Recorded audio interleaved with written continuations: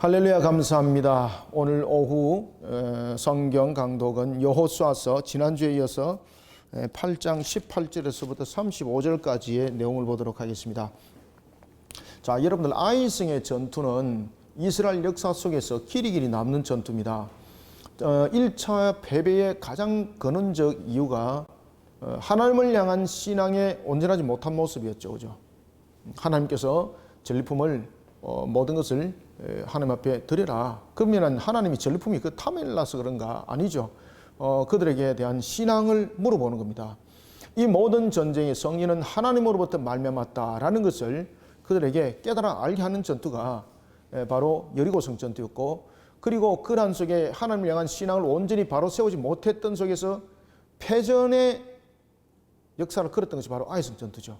그래서 여호수아서에서 나타나고 있는 그러한 부분들은, 이런 부분들을 우리에게 기억하게 하면서, 특히 여호수아서는 보면은 네 가지 반복되는 어떤 그 내용들이 동사로 이렇게 많이 나타납니다. 그래서 여호수아서에 보면은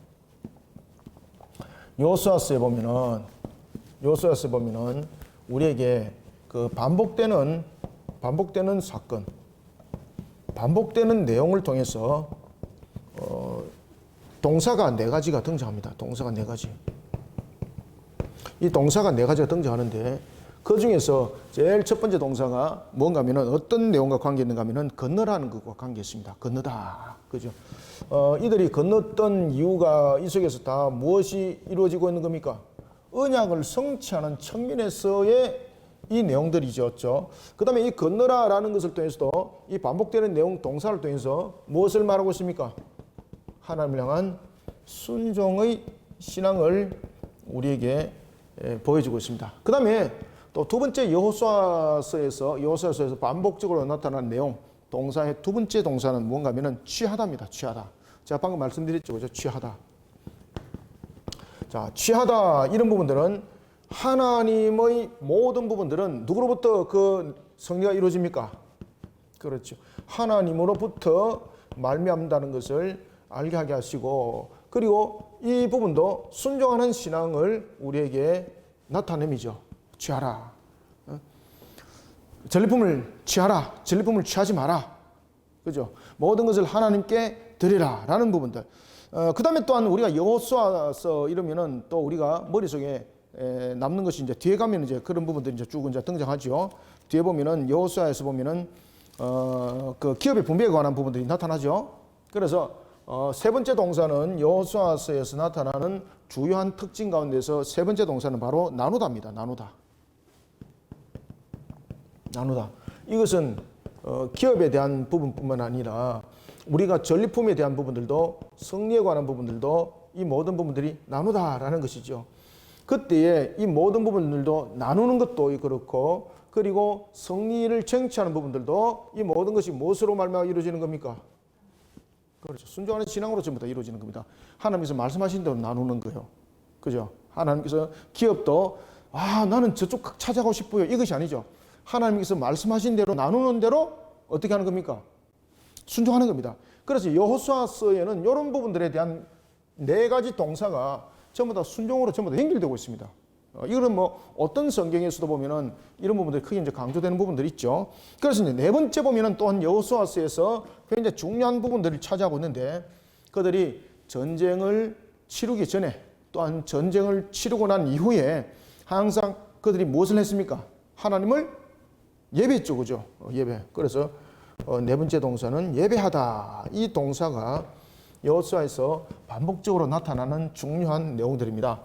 여기서 예배하다라는 것은 자신들의 무엇을 세우는 겁니까? 자신들의 근본, 신앙의 근본, 그리고 그들이 존재해야 될 근본, 그 다음에 그들이 이 전쟁을 치러야 될 이유, 그런 부분에 대한 전부 다 근본에 대한 부분들을 삼고 있죠. 그리고 이러한 근본들을 통해서는 하나님께 순종하는 신앙과 함께 이 부분에서는 무엇을 나타내는 겁니까? 하나님을 경배하는, 다시 말하면 하나님을 경외하는 사상을 절대 잃어버리지 마라. 이것이 여러분들 여호수아 속에서 반복적으로 나타나는 것이죠.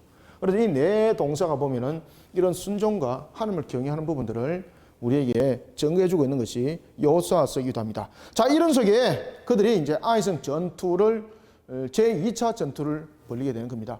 1차 전투에는 패전을 했죠. 1차 전투에 패전했던 가장 큰 이유가 무엇입니까? 하나님 말씀에 온전히 순종하지 못한 속에 자신의 하나의 욕구를 채우는 부분들을 통해서 뭔가를 취했다는 것이죠.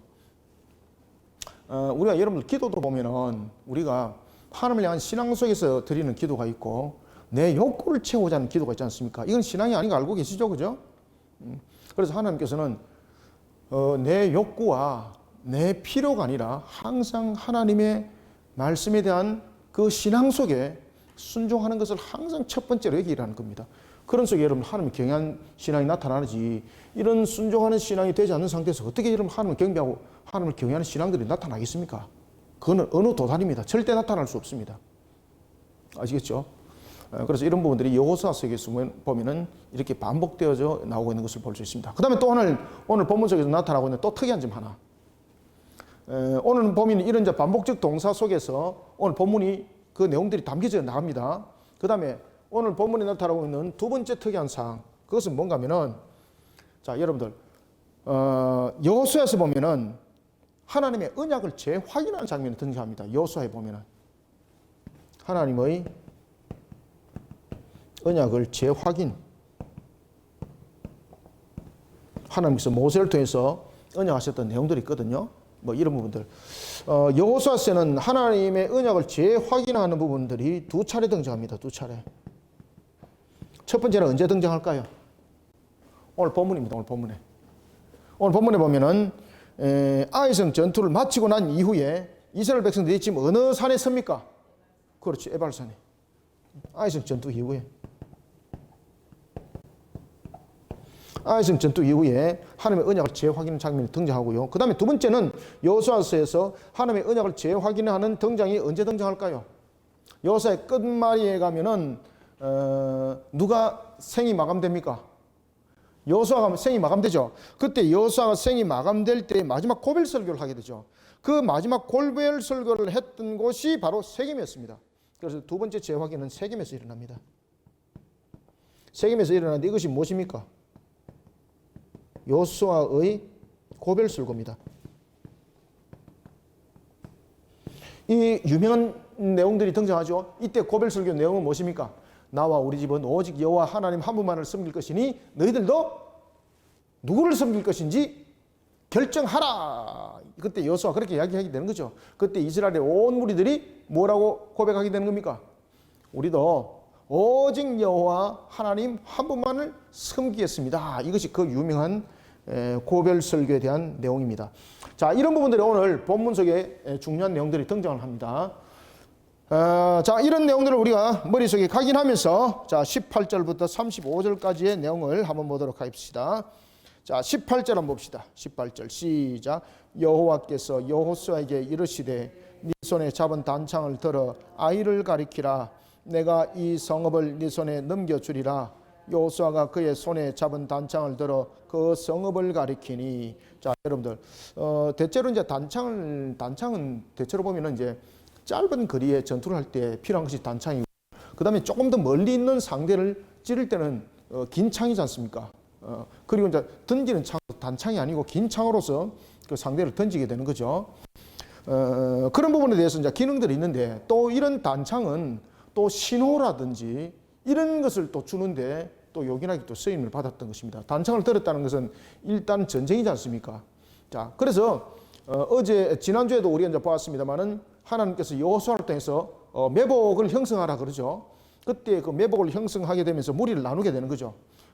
약 한 3만 5천의 병사들이 매복을 하게 되는 것이고, 그리고 또한 여호수아는 그 매복하는 자들과 함께하지 않고 어떻게 되는 겁니까? 마치 우왕좌왕하는 그런 민간인 부대처럼 위장을 해가지고 그들에게 보이게 하는 거죠. 그리고 난 뒤에 결국은 아이성에 있는 사람들이 자신들을 전릭해서 뒤쫓도록 만들고, 그리고 또한 아이성에 있는 사람뿐만 아니라 베델성에 있는 사람들까지 놓게 되는 거죠. 왜? 자기들이 이 기회를 놓치게 되면 이스라엘을 전멸하여서 무찌를 수 없다. 그래서 자신들이 전력 투구를 하게 되는 거죠. 전력 투구를 하게 되면서 자신들이 성읍 안에 병사가 둘 이유가 없는 거지 않습니까? 왜 그런가 하면은 여호수아만 잡으면 되니까. 그래서 아이성과 베델성이 협공을 해서 전력을 투구를 해가지고 그들의 병사들이, 그 성에 있는 병사들이 거의 다 나버리는 겁니다. 그러면 이제 그곳에 남은 사람들은 뭔가 하면은 노인들, 여자들, 아이들만 남은 거죠. 그죠? 전투의 정규군이 아닌 그런 부분들이 남게 되는 것이죠. 그러면은 성은 병과 똑같은 그런 부분이 되지 않습니까? 매복에 해 있던 사람들은 내내 그것을 노렸던 겁니다. 아니야 다를까 여호수아가 일부러 패전하는 척 하면서 후퇴를 합니다. 그러니까 그들은 요때다 그때와 똑같구나. 지금 여호수아를 잡아서 이스라엘 이제는 총정리해야 되겠다 이러면서 아이성과 그리고 또한 베델성에서 그들을 치러 놓습니다. 전력을 해서 갑니다. 그리고 이들은 마치 패전하여서 도망하는 것처럼 우왕좌왕하면서 도망을 갑니다. 그러다가 오늘 본문에 여호수아가 어느 정도 일정한 거리를 뛰고 올 때에 자 여기서 이제 이것이 이제 아이성이라고 말한다면은 이들이 이제 매복 군사들이 여기에 있는 겁니다. 이들이 다 지나가지만 이들은 모습조차도 보이지 않는 겁니다. 전부 다 숨어가지고. 그리고 이들이 병사들이 다 여기에서 나왔던 것을 보고 이때 이제 여호수아가 단창을 딱 드는 겁니다. 단창을 딱 들어보니까 이미 이 군사들은 이곳에 놓여 있고 이 매복한 이들이 이 군과 안에 연락 부분들을 잘라버리는 겁니다. 그러면서 이들이 뒤도 돌아보지 않고 이 매복한 자들이 어디로 들어가는 겁니까? 아이성으로 바로 들어가서 아이성을 바로 쳐버리는 겁니다. 그래서 오늘 본문에 그 내용들을 가지고 설명하는 겁니다. 여호수아가 그의 손에 잡은 단창을 들어 그 성읍을 가리키니 19절 그의 손을 드는 순간 자 그러면은 여기서 이제 그의 손을 드는 순간이라는 것은 이들이 아주 지금 긴밀하고 긴장된 상태 속에서 이 모든 것들을 지금 진행해 나갔다는 거죠. 첫 번째 아이성 전투와는 완전 차원이 다른 거죠. 그때 복병들이 그들의 자리를 급히 일어나 어디를 갔습니까? 성읍으로 달려 들어가 점령하고 곧 성읍에 불을 놓았더라. 자 여기서 이 전쟁은 지금 누가 주관하고 있다는 것을 말하고 있고 그리고 이들은 이 속에서 하나님의 말씀에 지금 순종하는 장면들을 지금 바라보고 있는 겁니다. 따라서 이 본문을 통해서 우리에게 주시시켜주고 있는 것은 뭔가 하면은 지금 이 전쟁은 하나님께서 주관하고 있다는 내용입니다. 비록 여호수아가 단창을 들어서 매복 군대로 하여금 성읍을 치도록 명령을 지금 내리고 있죠. 그죠? 그 수신호에 대한 부분들이 서로 약속이 된 거죠. 그렇지만은 그러한 매복에 이르기까지 그 모든 부분들을 누가 명하셨나요? 그렇죠. 하나님께서 그 부분들을 명하셨습니다. 그래서 모든 전투는 지금 하나님이 주관하시고 있다는 것이고 그리고 그들은 성리를 주신 하나님을 바라보면서 확신하고 그 성읍으로 들어갔다는 거죠. 일사불란하게 내용들이 전개되어지고 있습니다. 자, 이때 20절 아이 사람이 뒤를 돌아본죠. 지금 아이 군사들이 뒤를 돌아봤죠. 뒤를 돌아보는데 아이 성이 이미 불타고 있습니다. 자신들이 이제 갈 거처가 없는 겁니다. 이때에 매복을 하여서 아이성을 쳤던 이 군사들이 이 아이성에만 머물지 않습니다. 이제 아이성은 총정리되었습니다. 그리고 이 매복했던 아이성을 쳤던 군사들이 지금 어디로 오겠습니까? 이 아이성의 군사들을 향해서 뒤에서 이제 협공을 하는 겁니다. 그리고 여호수아는 여기서 도망가다가 돌아서 가지고 이들 향해서 또한 협공을 하게 되는 겁니다. 그러다 보니까 이 지금 아이성에 있던 군사들은 지금 양쪽의 공격을 다 받는 거예요. 군사적 측면에서 한 군데를 집결하여서 공격을 하고 그래야만이 활로가 펼쳐지는데 이 완전히 도가니든 쥐처럼 돼버린 겁니다. 그러니까 앞은 앞대로 공격받고 뒤는 뒤대로 공격받고 그런 측면에서 이스라엘 군대는 앞과 뒤가 그 숫자적 측면에서 절대 아이성 군사들보다도 그 숫자적 측면에서 밀리지 않는 거죠. 왜? 이미 매복한 군사 숫자만 봐도 아이성의 군사보다 훨씬 많습니다. 그러면 숫자적 측면에서도 이제 보면은 아이성을 쳐에 들어가는 전투가 아니고 이제는 평지에서 펼쳐지는 전투이기 때문에 군사 수가 많다는 것은 그만큼 싸움에 대한 기력, 그 다음에 매복했던 것은 그들의 일거수일투족을 이미 다 보고 있는 상태지 않습니까? 그럼 이 전쟁은요, 매복하여서 더 많은 군사를 가지고 있는 세력이 이길 수밖에 없는 전투입니다. 그런데 그 수만 갖고 또 이긴 것이 아니죠. 하나님께서 그 전투에 대해서 이미 이기게 하셨고, 그리고 그들은 그 순종함으로써 모든 것을 이루심이 되는 겁니다. 20절 아이 사람이 뒤를 돌아본 적 그 성읍의 연기가 하늘에 닿는 것을 보이고 이 길로도 저 길로도 도망할 수 없어. 그죠?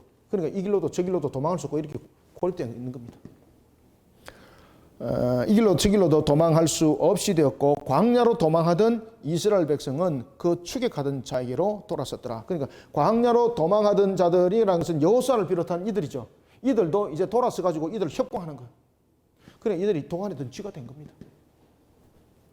21절 여호수아와 온 이스라엘이 그 복병이 성읍을 점령함과 성읍의 연기가 오름을 보고 다시 돌이켜 아이 사람들을 쳐 죽이고. 자, 여기서 아이 사람들을 쳐 죽이고 라고 말할 때에 여기서 좀 특이한 단어를 좀 쓰고 있죠. 아이 사람이라 이렇게 지금 말하고 있지 않습니까? 그러면 이 속에서 지금 이야기를 하고자 하는 것이 뭔가 하면은 아네시라는 단어를 지금 사용하고 있는 것이거든요. 이것은 뭔가 하면은 인간이라는 부분들을 통해서 하나님과 근본적 차이를 지금 설명하고 있습니다. 이 부분들은 이 하나의 근본적 측면에서 사람들이라는 부분을 통해서 여기에서 사람들이라는 것은 하나의 근본적 측면에서 이 사람들이라는 것과 하나님이라는 부분들을 근본적으로 비교하기 위해서 이 단어가 지금 등장한 겁니다. 자, 그러면 이 전투 속에서 아이성 사람들과 하나님 보자는 겁니다. 하나님은 여러분들 어떤 분이십니까? 하나님은 전능하신 분이죠. 그죠? 하나님 전능하신 분. 그러면은 사람들은요, 이 전투 속에서 사람들은 무엇입니까?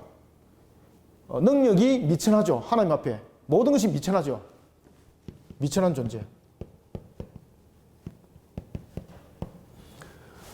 자, 그 다음에 하나님은 모든 것에 있어서 의로우심이죠. 그죠? 모든 것에 있어서 의로우심이죠.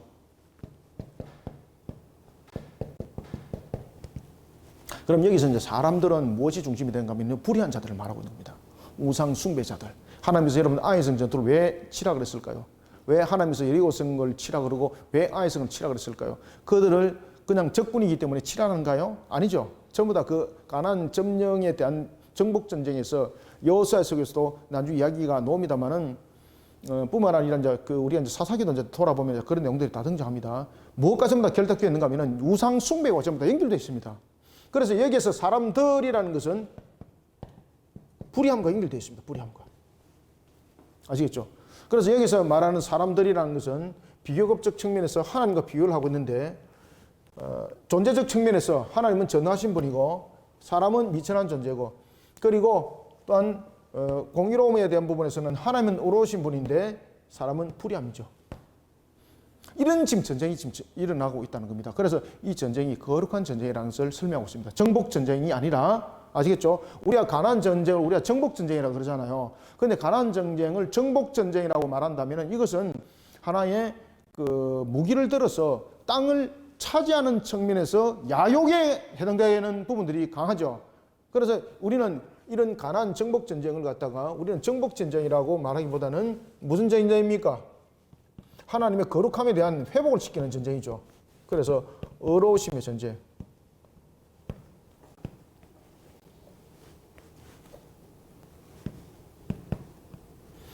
자, 여기서 이제 의로움의 전쟁이라는 것이 들어간 가장 큰 이유가 무엇입니까? 우상 숭배입니다. 우상 숭배.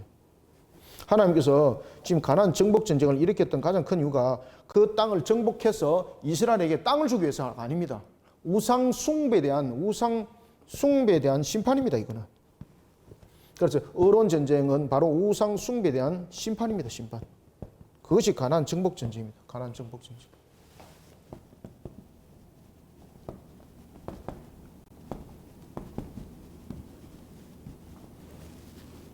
이 가나안 정복 전쟁은 바로 하나님의 거룩함을 회복시키는 의로운 전쟁인데 왜 의로운 전쟁인가 하면은 가나안 전쟁은 바로 우상 숭배에 대한 하나님의 심판입니다. 심판. 그 심판을 담고 있습니다. 그렇기 때문에 여리고성을 하나님께서 무너뜨렸잖아요. 직접 심판으로. 그 다음에 아이성 전투는 하나님께서 이스라엘을 통해서 하나님 말씀을 지켜 준행하면서 그것을 심판을 단행하도록 하는 거죠. 정복 전쟁. 그래서 이 속에서 나타내고 있는 것은 이렇게 해서 너희들은 싸움에 능한 자가 되고 이렇게 해서 너희들은 싸움을 이기라 이 뜻이 아닙니다. 이스라엘이 가나안에 들어간 목적이 무엇인가를 설명하는 겁니다. 이스라엘이 가나안에 들어간 목적이 무엇입니까? 자신의 땅이기 때문에 땅을 찾으러 가는 것이라고요? 아니에요. 하나님의 거룩한 전쟁입니다. 예, 그래서 그 하나님의 공의의 회복입니다. 가나안 그 지역들이 우상 숭배로 많이 했기 때문에 그래서 그 속을 우상을 하나님의 공의로운 그리고 거룩한 전쟁, 의로우심에 대한 그 능력으로서 그 전쟁으로서 가나안 땅을 심판을 하는 전쟁이 바로 가나안 정복 전쟁인 것입니다. 22절 복병도 성읍에서 나와 그들을 치매. 그래서 이제 복병도 여기서 나오는 거죠. 복병도 복병도 성읍에서 나와 그들을 치매 그들이 이스라엘 중간에 던지라. 어떤 사람들은 이쪽에서 어떤 사람은 저쪽에서 쳐 죽여서 한 사람도 남기거나 도망하지 못하였고. 자, 여기서 보면 잔인함이잖아요. 한 사람도 남기지 않고 다 쳐 죽였다는 거지 않습니까? 이 속에서 이 구약은 하나님이 우리를 향하여서 두려움의 하나님이 나타나기 때문에 이것은 우리가 접하지 말아야 된다라고 말하면서 하나님은 사랑의 하나님이지 않느냐라고 말하면서 이단들 가운데서는 구약 성경을 없애버리고 신약 성경만 가지고 이야기하는 부분들이 이제 이런 부분들이 일어나는데, 가나안 정복 전쟁은 여러분들이 잘 아시는 것처럼 그것은 어떤 정복 전쟁, 야욕을 통하여서 내가 세력을 통하여 그것을 장악하는 전투가 아닙니다. 하나님의 어로신 심판입니다. 우상 숭배에 관한 심판입니다. 그 속에서 이제 1만 2천 명이 등장하는 겁니다. 자, 여러분 보십시오. 그들이 아이성 전복을 할 때에 어떻게 보면은 참 잔인할 정도로 전부 다 모든 부분들이 총정리됩니다. 그러면 그것을 우리가 일종 학살이라고 해야 되잖아요. 그죠? 근데 이것은 학살이라는 것이 아니라 가나안 정복 전쟁을 통해서 하나님께서 심판하는 거, 심판하는 거. 불의한 자들 전부 다 심판하는 겁니다. 그 속에서 군인뿐만 아니라 이제 성읍에 있는 사람들인데, 여기서 보면은 여호수아서에서 정복 전쟁을 통해서 상대에 대한 적군들의 사망 숫자가 나타나는 것은 오늘 본문이 이 내용이 유일합니다.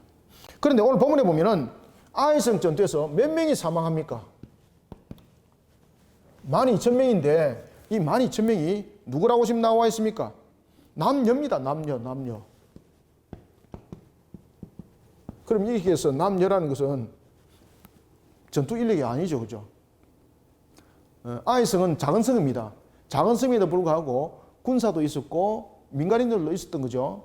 그러면은 그 성 안에 12,000명이 있었다는 것은 여러분 작은 성 아니죠. 그죠? 우리가 이제 여리고성을 우리가 중간급 규모의 이제 성읍이라고 말한다면 그보다 더 큰 규모의 성도 있죠. 그죠? 그런가 하면은 아이성과 베델성은 그보다도 좀 작은 성읍입니다. 작은 성읍임에도 불구하고 군인들 외에 남녀가 여러분 12,000이 있었습니다. 이거는 꼴짝이, 조그마한 꼴짝이 아닙니다. 이거죠? 그러한 측면에서 이제 규모도 말하고 있고, 그 다음에 그 성읍이 이러한 지역적 측면에서 상업과 경제적, 구조적 측면에서 중심을 이루고 있다는 것을 또한 우리에게 보여주고 있습니다. 그런 그들까지, 남녀까지 왜 이렇게 했을까라는 것입니다. 이건 학살이잖아요. 그래서 이런 부분들은 우리가 여러분들이 잘 아셔야 될 것은 바로 우상 숭배에 관한 하나님의 심판을 말하고 있는 겁니다.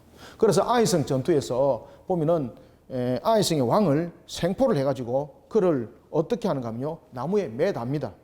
나무에 매다는 것은 그 당시에 또한 애국과 시리아의 부분에서 펼쳐왔던 그런 신을 모독하는 자를 죽이는 하나의 행위였거든요.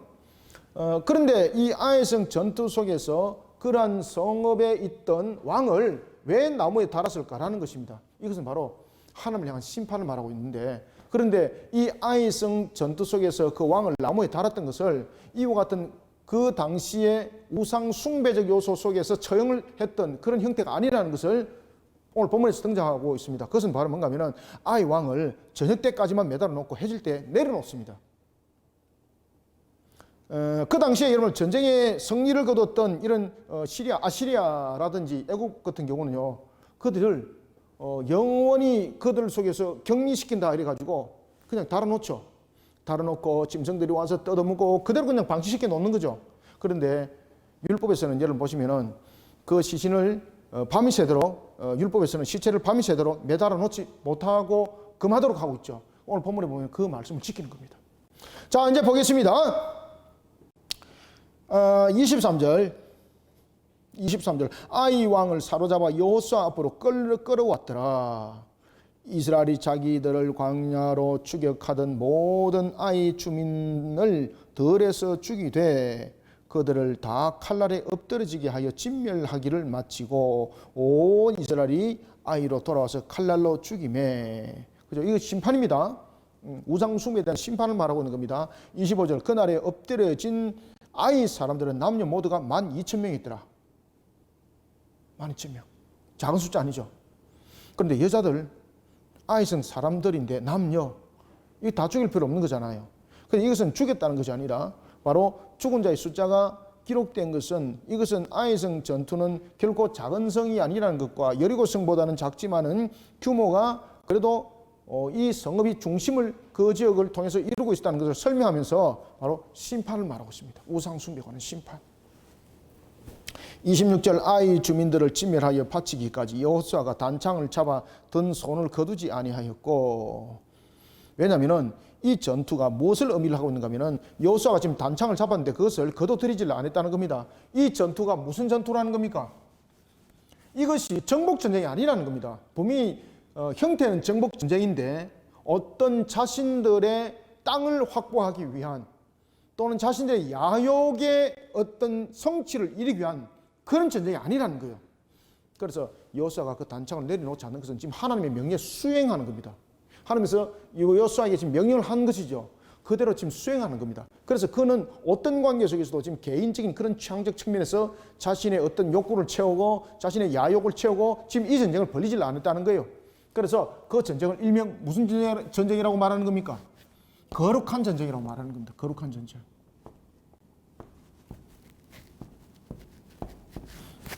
여호수아 손에서 단창이 안 내려왔다는 것은 그 전쟁이 무슨 전쟁이라는 것을 설명하는 것이라고요? 거룩한 전쟁이라는 것을 설명하고 있는 겁니다. 거룩한 전쟁. 하나님 말씀대로 우상 숭배자들을 척결했던 우상 숭배를 심판했던 전쟁입니다. 지금 이 말입니다. 27절 오직 그 성읍의 가축과 노략한 것은 여호와께서 여호수아에게 명령하신 대로 이스라엘이 탈취하였더라. 자 보십시오. 이제는 하나님께서 전리품을 허락하잖아요. 그래서 하나님께서 전리품을 모두 다 하나님께 드리라 할 때와 그리고 또한 그들이 취하라라고 말할 때는 이유가 다릅니다. 하나님께서 그 전리품을 가지기를 원했던 것이 아니라 그를 전리품을 통해서 하나님께 모두 드림으로써 이 전쟁은 모든 것이 성리가 하나님으로부터 말미암았습니다 라는 것을 표현해내는 거예요. 자 여러분 생각해 보십시오. 그래서 제가 거룩한 전쟁이라고 단창 들은 것을 이유로 설명하는 겁니다. 자 여러분들 하나님께서 전투를 치를 때 제단의 모든 것을 하나님께 드리라라고 말한 것은 그 전쟁의 승리자는 하나님이잖아요. 그럼 이 전쟁은 하나님의 신앙과 관계있다는 거예요. 하나님의 신앙과 관계있다는 이야기죠. 여러분들 하나님은 불의하심이 아니죠. 하나님은 거룩하심이죠. 그리고 완전하심이죠. 그죠? 공의로우심이죠. 그래서 하나님은 불의한 전쟁을 일으킬 수가 없습니다. 지금 이 속에서 사람이 많이 죽잖아요. 그냥 남녀가 죽었잖아요. 이것으로 그냥 보시면 안 됩니다, 여러분들.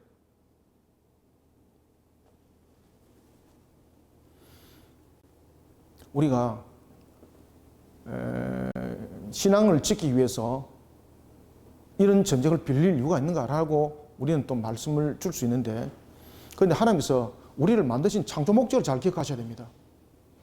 하나님께서 사람을 창조하신 목적을 그런 창조 목적 속에서 이 마귀가 우리를 삼켜버리는 모습이 되지 않습니까? 그리고 하나님께서는 자신이 구원할 택한 백성들을 그 구원의 반열 속에 올려놓고는 이제는 악을 향한 심판을 단행하는 것이 과거뿐만 아니라 현재도 지금 단행되어지고 있습니다. 그런 속에 오늘 본문이 등장하고 있는데 바로 전리품을 모두 다 하나님께 드리라는 것은 하나님께서 그 모든 전쟁을 일으켰다는 것에 대한 그 내용이고 또한 오늘 본문에 보면은 하나님께서 전리품을 이스라엘에게 지금 줬다는 거지 않습니까? 그죠? 오늘 본문에도 보면은 여호수아께서 여호수아에게 명령하신 대로 이스라엘이 탈취하였더라. 이스라엘이 탈취했다는 것은 그들이 무슨 전략품을 노랗게 했다는 것이 아니고 하나님께서 그들에게 성리를 쟁취하도록 그리고 성리를 허락하셨다는 것이죠. 그래서 이 전투는 누구의 전투라는 겁니까? 하나님의 전투, 거룩한 전쟁이라는 것을 두 번째 또 표현을 합니다. 첫 번째는 여호수아 손에 있는 단창을 통해서 그 모든 일들을 수행함을 통하여 거룩한 전쟁이라는 것을 표현해냈고 그 다음 두 번째는 무엇을 가지고 하나님께서 여호수아에게 명령하여서 무엇을 그들에게 전리품을 그들에게 허락하심으로써 그 전리품을 가져간 사람들은 이제 이스라엘이지 않습니까? 그러면은 이 전투는 이스라엘에게 책임이 있는 거죠. 그런데 그들이 사사로움으로 전리품을 이제 취한 것이 아니라 하나님께서 여호수아에게 그렇게 명령하여서 전리품을 취하라는 것이죠. 그것은 하나님께서 일으키신 거룩한 전쟁이고 그리고 이스라엘은 그 거룩한 전쟁에 있어서 순종하는 것이죠. 순종하는 것. 순종하는 속에서 이 전쟁은 일어났고 그리고 하나님께서는 이 전리품을 통해서 그들에게 상급을 주는 것이죠. 이 내용들을 지금 설명하고 있는 겁니다. 자, 그리고 28절 이에 여호수아가 아이를 불살라 그것으로 영원한 무더기를 만들었더니 오늘까지 황폐하였으며 그가 또 아이 왕을 저녁 때까지 나무에 달았다가 해질 때에 나무에 달은 이유는 무엇입니까? 그를 심판함이죠. 그리고 그가 왕으로서 이제 모든 것에 대해서 공포를 할 뿐만 아니라 가나안 족속들에게 선포를 하는 겁니다. 심판에 관한 부분들을 선포를 하는 겁니다. 그때 왜 나무에 달았을까? 이 나무에 달은 것은 그 당시 아시리아와 애굽에서 이런 그 유행들을 심판을 단행을 했거든요. 처형을 단행했거든요. 그럼 그들의 모습들을 닮아가는 것인가? 그들의 모습을 만약에 닮아갔다면 밤에 내려오지 않습니다. 그 시신을 밤에 내려오지 않습니까? 지금 여기에서 말하고 있는 아이성의 왕을 지금 나무에 다른 이유는 뭔가 하면 그는 하나님의 심판이라는 겁니다. 심판. 하나님의 저주에 의한 심판. 그러면 그가 하나님으로부터 저주받은 심판의 단행을 당했던 가장 큰 이유가 무엇입니까? 아이성에 있는 사람들이 이스라엘 사람들을 괴롭혔습니까? 이스라엘 사람들과 빼앗아간 일이 있습니까? 아니잖아요. 그럼 이에서는 무엇입니까? 그렇죠. 우상 숭배입니다. 우상 숭배. 그는 하나님으로부터 심판받았습니다. 그래서 나무에 매달은 겁니다. 자, 다시 한 번 더 주목합니다. 아이성의 왕을 왜 나무에 달았다고요? 그렇지. 우상 숭배에 대한 하나님의 저주의 심판, 그것을 나무에 다른 것으로서 상징적 의미를 주고 있었고, 그리고 그를 계속해서 남겨두질 않았죠. 그래서 그 부분들은 아시리아와 그 당시에 애굽에서 단행했던 그런 풍습을 따랐던 것은 아니죠. 자, 29절. 그가 또 아이 왕을 저녁 때까지 나무에 달았다가 해질 때에 명령하여 그의 시체를 나무에 내려 그 성읍 어귀에 던지고 그 위에 돌로 큰 무더기를 쌓았더니 그것이 오늘까지 있더라. 아멘. 이것은 바로 율법은 시체를 밤새도록 나무에 매달아 놓는 것을 허락질 안 했죠. 그 율법을 준행함이에요. 그렇기 때문에 이 전쟁이 하나님의 말씀에 순종하는 전쟁이라는 것을 세 번째 또 확인했죠.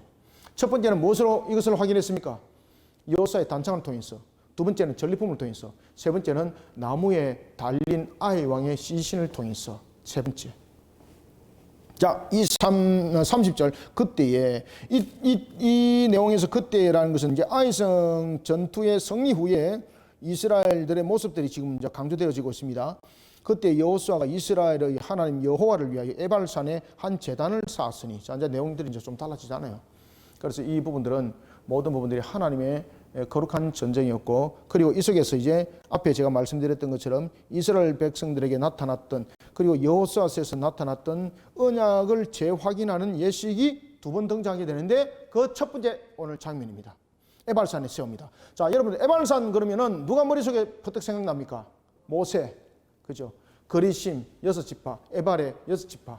그 앞에 두게 하시고, 하나님의 말씀에 순종하면은 너희들이 축복을 받을 것이다. 말씀에 대한 선포. 그 다음에 하나님의 말씀을 지켜 준행하지 않으면은 너희들은 저주를 받을 것이다. 12저주문이 선포되는 거죠.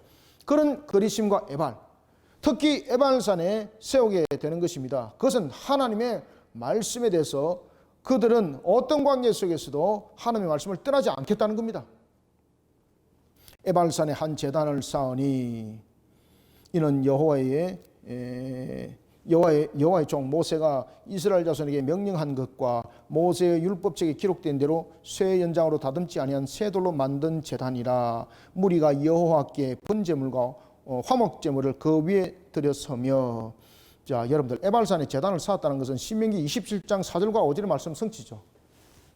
신명기 27장 4절과 5절의 말씀의 성취입니다. 그 말씀을 이루심입니다. 자, 그런데 여기서 쇠 연장으로 다듬지 아니한 쇠돌입니다. 여러분들, 이것은 결국은 무엇입니까? 하나님의 말씀대로 지금 순종하는 것이죠. 하나님께서 지금 쇠 돌로서 만든 제단, 그런데 쇠 연장으로 다듬지 마라 그랬습니다. 이것은 모세 오경 속에서 이미 나타났죠. 모세 오경 속에서 제단을 만들 때에 쇠 연장 되나 되지 마라. 왜 그랬습니까? 제단을 만드는 것은 이스라엘만이 아니라 우상 숭배자들도 제단을 만들었죠. 그런데 이 우상 숭배자들은 제단을 만들면서 거기다가 사람의 정성을, 그리고 그 속에 자신들의 어떤 신에 대한 내용들을 막 이리 새겼습니다. 쇠연장으로. 하나님께서는 어떤 관계 속에서도 우상적 요소를 담는다든지 그들의 모습을 담아 또는 닮은 모습으로 제단을 쌓지 못하게 했습니다. 그래서 새 현장을 대지 못하게 한 겁니다. 새 현장을 대지 못하고 그냥 새 돌로 만든 제단으로 모양을 내지 말고. 그래서 우리의 신앙은요, 모양이 아름다움이 아닙니다. 우리의 신앙은 하나님의 말씀에 무엇입니까? 순종입니다. 순종. 뭐 가다듬고 모양 맞춰가고 이게 아닙니다. 가다듬고 모양 갖춰가고 이제 이 짓 하다가 이제 엉뚱한 쪽으로 흘러가 버리는 거예요. 그래서 여기서 새 연장으로 다듬지 말라는 것은 순종하는 종이 되라는 것이고, 또한 새 연장으로 다듬지 말라는 것은 우상 숭배적 요소를 예배 속에는 끌고 들어오지 마라 이 말입니다. 이방인들의 예배 요소를 끌고 들어오지 마라 이 말입니다. 그러면서 여호와께서 번제물과 화목제물을 그 위에 드리도록 합니다. 요사가 번제물과 화목제를 그 위에 지금 드리지 않습니까? 이것은 어떤 의미를 또한 담고 있을까요, 여러분들?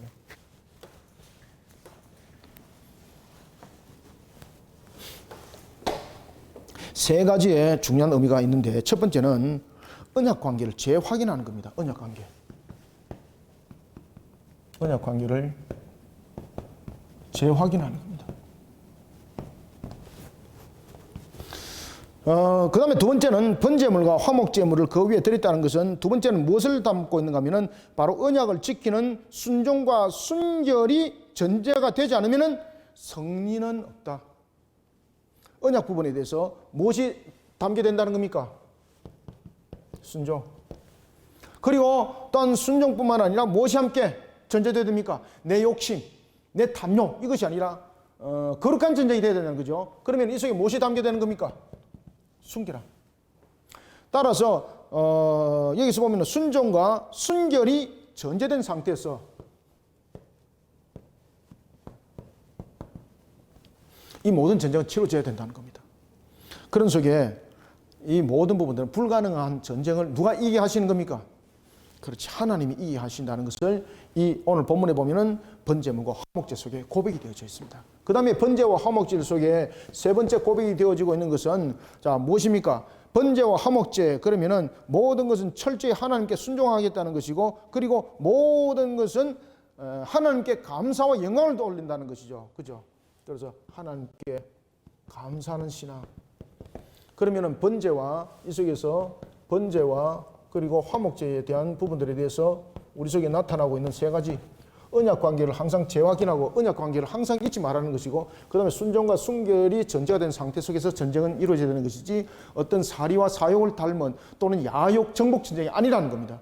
그렇게 해서는 하나님으로부터 그들이 이방인 못지않게 하나님으로부터 자신들 또한 심판을 면치 못한다는 것을 설명하고 있는 거죠. 그래서 여러분 보시면은 우리가 베들과 단에 제단에 살 때에 특히 하나님께서 허락하신 그 땅을 던져버리고 자신들의 엉뚱한 쪽으로 나중에 기업을 옮기는 지파가 등장하게 됩니다. 그러면서 그들이 어디다가 기업을 얻습니까? 단에 기업을 얻게 됩니다. 아시겠습니까?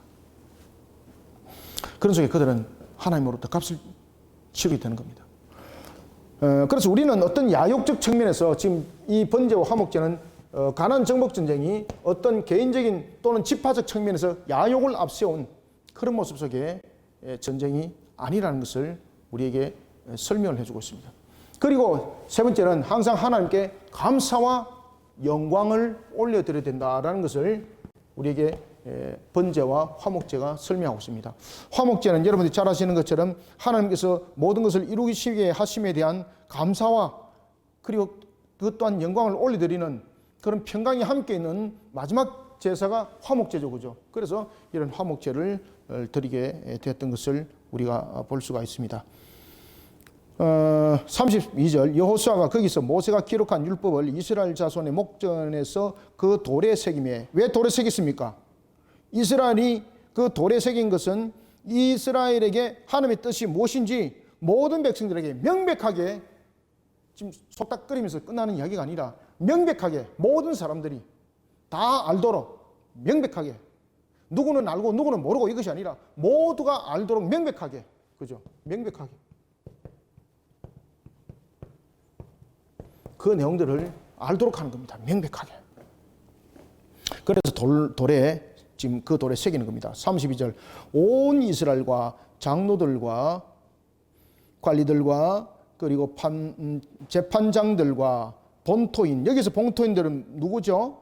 혈통으로 순수한 이스라엘입니다. 본토인뿐만 아니라 이방인까지 여호와의 언약궤를 맨 레위 사람 제사장들 앞에서 궤의 좌우에 서되 절반은 어디? 그렇죠. 거리심산에, 절반은 에발산에 서서니 이는 전에 여호와의 종 모세가 이스라엘 백성에게 축복하라고 명령한 대로 함이라. 자, 계속해서 등장하죠. 하나님께서 명령한 대로라는 거예요. 그래서 이 정복 전쟁은 거룩한 전쟁, 하나님의 말씀에 성취한 전쟁이라는 것이 계속해서 지금 반복적으로 본문에서 간접적으로 지금 등장하고 있는 겁니다. 그래서 이런 부분들을 잘 해석하면서 여러분들 이 가나안 정복 전쟁은 잔인한 어떤 하나의 흉포한 전쟁이 아닌 것을 여러분들이 인지하셔야 됩니다. 명령한 대로라, 명령한 대로 함이라. 자, 그러면은 여기서 우리가 30절부터 우리가 33절까지의 이 내용들을 통해서 우리가 깨달아야 될 것은 뭔가 하면은 지금 여호수아가 누구를 인정하고 있는 겁니까? 하나님의 주권을 인정하고 있는 겁니다. 하나님의 주권.